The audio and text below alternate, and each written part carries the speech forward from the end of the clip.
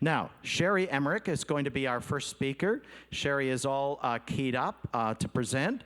Sherry is the Technical Services Manager, Chlorinated Organics with Olin, and you saw their name in the presentation. She is from Midland, Michigan. She has 30 years experience of technical service and 7 years in this particular industry. So, Sherry, I'm going to turn it over to you. And just to be aware, you're not quite on the clock, but I'll hold up a 5-minute sign for you. Okay, thanks. Thank you. Thanks, Bill. And thanks, everyone, for having me here. As Bill mentioned, the video was excellent. I thought they did a very good job with it. It was well presented. Since it makes up 98.5% of where you want to get to, I figure that leaves about 1.5% for me to cover. So I will try to do my best. Just to give you a little bit of background about Olin, just so you know, where does Olin fit in with this? Because the product that they were showing was Dow Persolvent, which people are probably familiar with that coming from Dow Chemical. So Olin Industries purchased the Dow chlor-alkali assets on the Gulf Coast in the U.S. in 2015, and along with that sale also came the chlorinated organics business, which is the business that I work in, and also the global epoxy business.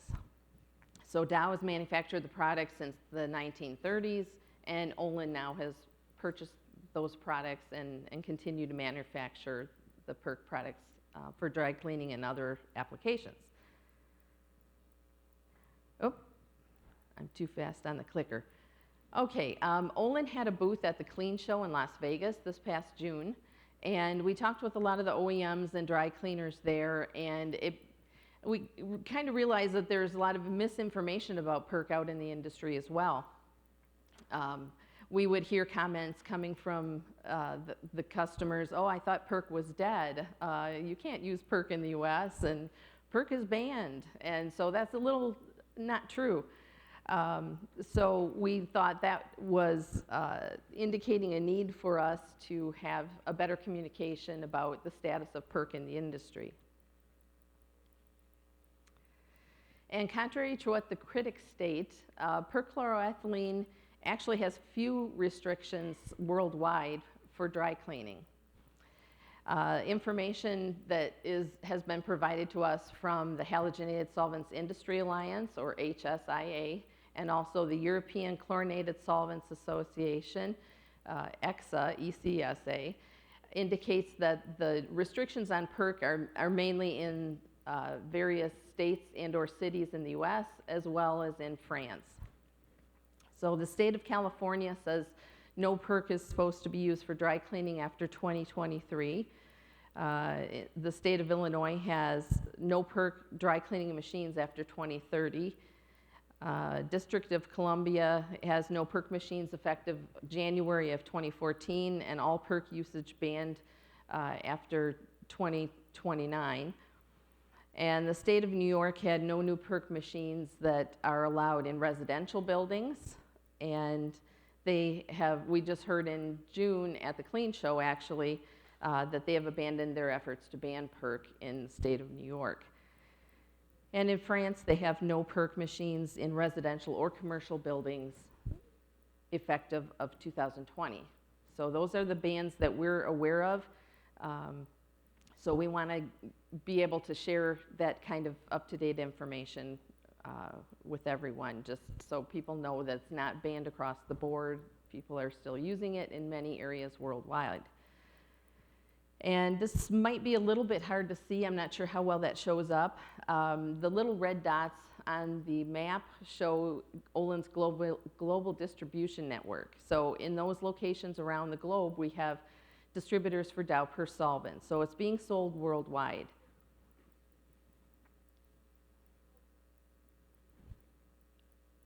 There we go. And PERC actually is not just used for dry cleaning. It's also used in other applications as well. One of the main uses for PERC, and where we sell the most of perchloroethylene in bulk quantities, is sold into making refrigerants. So that would be an application where the PERC is completely reacted, completely used up, and it is made into refrigerants that go into household and automotive air conditioning units. And then it's also used for metal cleaning and vapor degreasing, so for cleaning metal parts. And it's used to regenerate catalysts in the oil refinery industry, where there are processes to make higher octane gasoline. And it's also used as an ingredient added into formulations like brake cleaners and degreasers, adhesives, caulks, and sealants. So there's many uses for PERC out in several industries. And so the PERC manufacturers in the US are committed to continuing to make PERC. We're still going to manufacture it. You know, we're not discontinuing the product. We're committed to making it for the dry cleaning industry as well. There we go. The data regarding cancer classifications of PERC are not conclusive. According to EXA, the group in the European Chlorinated Solvents Association, there have been numerous epidemiological studies involving large groups of people that have been studied over many years, and they have shown that when PERC is properly used, then it can be safe for use in dry cleaning. So there hasn't really been any clear association between the use of PERC in dry cleaning and subsequent cancer morbidity, and that's in studies of over 10,000 people over the course of 20 years in a study in Sweden. But safe handling practices are essential for continued use. You have modern equipment that's been designed for greatly eliminating the vapors and emissions that could be exposed inside the dry cleaning plants. And when you couple that with best practices by the dry cleaning operators, then you are able to mitigate the risks of PERC. So I'd like to talk a little bit about chemical safety. As a chemist, that's a topic that I'm very much interested in, and I get geeked out by a lot of the chemical stuff, but anyway, all the solvents that are used in the dry cleaning industry are chemicals or blends of chemicals. We have PERC, that's tetrachloroethylene. There's hydrocarbon solvents that are cuts of petroleum or naphtha. There's also silicone fluids that are decamethylcyclopentasiloxane, which is a really big mouthful to say, but that's a chemical. There's also other dry cleaning solvents, K4 and glycol ethers. All of those are chemicals. Even in the wet cleaning industry, the detergents that you're working with are formulated products that contain chemicals as well. But that doesn't mean that all chemicals are bad. Varying levels of hazards are, there are varying levels of hazards for different chemicals. You know, not all chemicals are the same. They have different hazards associated with them. And PERC is a product that's been studied very extensively. There's a lot known about it, and there's a lot of ways that you can mitigate the risks by having best practices for handling it.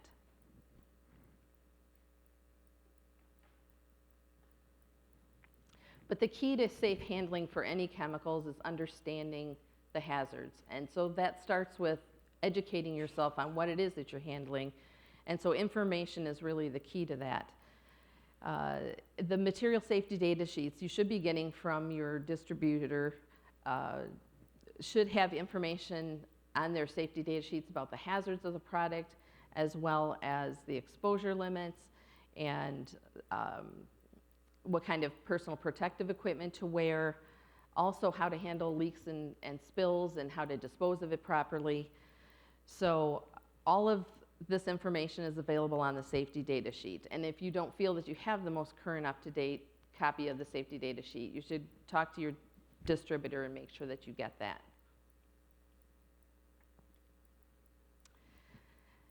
In general, for chemical safe handling, you could kind of sum it up as follow the intended use instructions and then keep the product contained. So keeping the product contained means to not expose it to people and not expose it to the environment. It's keeping it in the pipes, in the tanks, away from exposure to the people and the environment. And for the dry cleaning industry, that means to use appropriate PPE, have good ventilation in your plants, also use the appropriate equipment. The higher generation machines, the 4th and 5th generation machines, greatly reduce the amount of exposure to the emissions because they have it built in that they are going to capture the vapors, refrigerate, recycle them, and you can't even open the doors on the machines until they're below a certain low part per million level. And the graph on the right shows data from a study that was the dry cleaners that were working with the 1st generation machines that had a much higher level of exposure because they were grabbing the clothes that were wet with the solvent and then they were putting them into the dry cleaning or the dryer in order to dry the clothes. So they were transferring the solvent. They were very much in contact with the solvent because they're transferring clothes. So the exposure, once they went down to a 4th and 5th generation machine, has greatly been reduced. So it's very low part per million levels. And the 8-hour time-weighted average exposure level from the safety data sheet says 25 part per million typically. So the machines themselves are designed to go well below that. Protecting the environment also will involve keeping the containers closed when they're not being used. Have secondary containment, just like the video was saying. You know, you're keeping your containers closed when you're not working in them. You keep them in a secondary containment that's large enough to handle the volume and more of what you have in the container. And following proper disposal practices. Every year, Olin gives out our product stewardship packages. These go out through our sub-distributors. So those will contain the most current up-to-date safety data sheet, our dry cleaning handbook, a sticker that goes on the machine that has all the information about safe handling, risks of the solvent. You know, it'll have information for the dry cleaners as to what's inside that machine. And then we have our safety with solvents poster. That was shown in the video as well. We also have some documentation that is meant to help the dry cleaners by providing them a means to keep track of their machine maintenance and also their solvent mileage. So those are in that package as well. And other PERC manufacturers may likely be doing the same thing.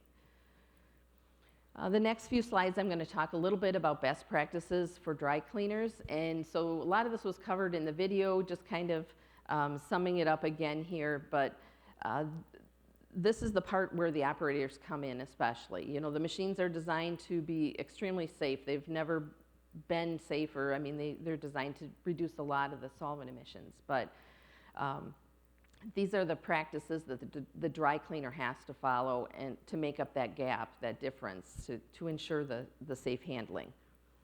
So it's complying with regulations, and that means making sure your licenses are up to date.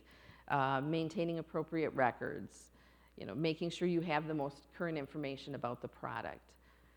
Housekeeping also is something that might sound very simple, but it makes a safe work environment. So make sure that your shops aren't cluttered, there aren't trip hazards, you're not going to accidentally trip over a bucket of waste or wastewater or something. Make sure that your dry cleaning environment is free from clutter and safe.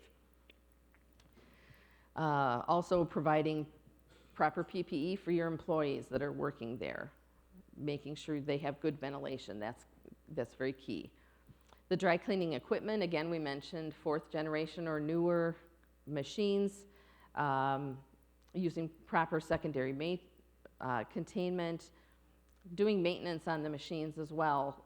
So you want to make sure that you check for the leaks and spills, areas where the parts are becoming worn, maybe the hoses or the seals or the gaskets, and replacing them as needed. So you don't want to wait until you have a spill or an issue to have to clean up if you can do the preventative maintenance and make sure that doesn't happen by replacing parts first. Spills and waste handling, you know, again, have secondary containment, not only for your product, but also for your waste stream. And that includes wastewater, that includes also, you know, your spotting chemicals. Those are also things that can be hazardous materials as well. Again, personal protective equipment, we've mentioned that. spotting chemicals and detergents. Training is something that is very important. Keep training records on, training your employees. Make sure that you can show that we've had this training and these are the people who got trained. Have a documented training procedure for people to follow. When you have one person that trains another person and then maybe that person leaves, then that person trains somebody else, it's kind of like your training procedures and safe handling can get changed along the line. So you can actually have cases where the safe handling practices or the steps that would have prevented a spill or a leak or something, it doesn't get covered, it's get lost in translation. So it's important to have a documented training procedure so that this is our practice. And also take advantage of the training classes that the Seneca College offers to get certification. That makes all the difference in the world. And in Europe, they have a similar training and education program under the CNAT group. And contact your local and industry trade associations for assistance. They are very good at answering questions, directing people in the right way, getting them in contact with the right resources. You saw a closed loop delivery system. Many manufacturers of PERC are providing closed loop delivery. They were showing the SVRs that basically look like beer kegs, but they have a very special keyed valve. That's a two-way valve, so it connects on the SVR container, and it can only be actuated or opened with that valve when you pull the lever down to activate it. So there's a valve on the SVR container and a valve on the dry cleaning machine. They're dry disconnect valves, and the vapors from the machine, when it's being filled, will be directed back into the SVR container. So there's a closed loop or closed circuit, so there's nothing getting out to the atmosphere when that's being loaded. So just to summarize, I'd like to share some of the important facts about PERC. It's been used successfully in the dry cleaning industry for over 70 years, and it's also being used worldwide as well. North American suppliers are committed to continuing to provide PERC in the industry. It has unmatched cleaning performance. It's, it works the best. It's basically the standard against which all the other solvents are compared. It is not flammable, not combustible in any liquid or vapor concentration, so it doesn't have any flammability limits. It's not something that if you get a certain amount of vapors, you could have a spark to ignite it, that it's not flammable. You'd have to add something flammable into it to get it to burn. But also, the hazards of PERC are well known. It's been studied for a lot of years. There are best practices in place to mitigate the risks. And the efficiency of the machines, coupled with best practices by the operator, are really what's essential in continuing to have safe handling for PERC and for other chemicals as well.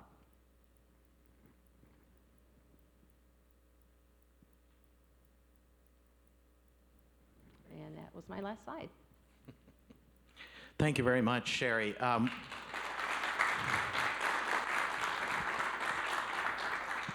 We do have time for a couple of questions or comments or editorial statements, whatever it is you'd like to make to Sherry. Is there anybody with a question or comment they'd like to address? Yes, sir. In what you said today and hearing all the things about PERC and the good work that it does, it would occur to me that with the dangers that they're presenting, but the studies are inconclusive, it would occur to me that it's more of a handling issue than it is a health issue as far as the actual chemical itself. So if there's bad handlers out there, either on the receiving or the distribution ends, why are we not dealing with them instead of getting rid of PERC altogether? It seems to be the direction that government wishes to go. So for the benefit of our translators, the question is, we seem to have figured out the technology of PERC, but we have bad handlers who give it a bad name in effect. Why not address the bad handlers rather than the technology and the product itself? And that's a good question, and I agree with you. It's really how the product is being handled. If it's not handled properly, then you have these safety issues. When you think about years past, many years ago, the way to dispose of chemicals was to pour them on the ground. And so that gets into the groundwater. Perc is great at seeping through concrete. You know, concrete is not a good containment for perc. So people would pour it on the ground, or, you know, I mean, that's the way things were done, you know, poor chemical management. So you're right, it's given perc a bad name because of the incidents that have happened, and it persists in the environment. So it's really important and essential to train people, you know, to have them do these training classes, to have them do the certifications so that they can learn and handle it properly. But it's also working with the regulators to have them understand, you know, the modern equipment that we have now is not what it used to be either. You know, there's a lot less exposure, and if you're handling it properly, then it is safe. So I'm just like any other chemicals, there are ways that you, whatever you're working with, whether it be in a plant setting or out in the end user, you know, read the instructions for the products and follow the safety practices. Wonderful. Sherry's going to be with us. Sherry, you're with us for the rest of the day? Yes, I'm here through the Wonderful. day. So there'll be an opportunity for further conversation.